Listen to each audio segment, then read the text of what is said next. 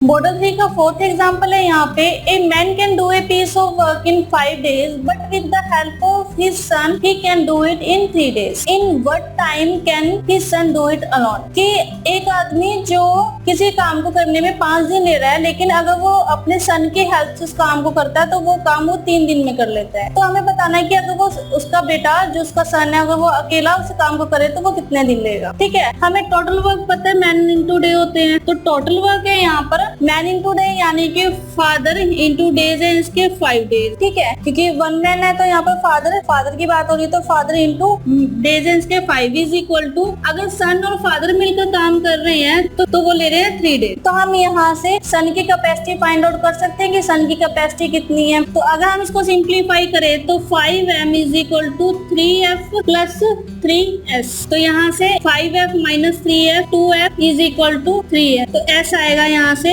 2/3f, यानी कि जो सन है वो फादर की कैपेसिटी का 2/3 वर्क कर रहा है। ठीक है, तो अब हमें पता है कि ये कैपेसिटी है और हमें पता है कैपेसिटी जो है वो नंबर ऑफ डेज का रेसिप्रोकल होता है। ठीक है, तो अगर हम इसका रेसिप्रोकल कर दे तो हमारे पास नंबर ऑफ डेज आ जाएंगे, तो सन का नंबर ऑफ डेज होगा 3/2f। अब f हमें पता है कि जो फादर है वो काम को करने में ले रहा है 5 दिन, तो 3/2 इंटू 5 तो है 15/2 यानी कि 7.5 डेज वो ले रहा है अकेला काम को करने। तो इस तरह से आप इन क्वेश्चन को इजीली सॉल्व कर सकते हो। यहाँ पर हमें बता रखा था कि फादर किसी काम को करने के लिए कितने दिन लेता है और अगर वो सन के साथ उस काम को करता है तो वो कितने दिन ले रहा है, लेकिन अगर सन उस काम को अकेला करे तो वो कितने दिन लेगा। ठीक है, हमें टोटल वर्क पता है कि यहाँ पर मैन इंटू डे होते तो फादर इंटू जो भी डेज में उसने काम किया, और सन और फादर दोनों ने मिलकर जितने दिन डेज में काम किया, हमने यहाँ सन की कैपेसिटी फाइंड आउट कर ली। अब हमें पता है कि ये कैपेसिटी है, तो कैपेसिटी रेसिप्रोकल होती है नंबर ऑफ डेज के, तो नंबर ऑफ डेज 3/2f। तो यहाँ से नंबर ऑफ डेज आए सन के वो आया 7.5 डेज।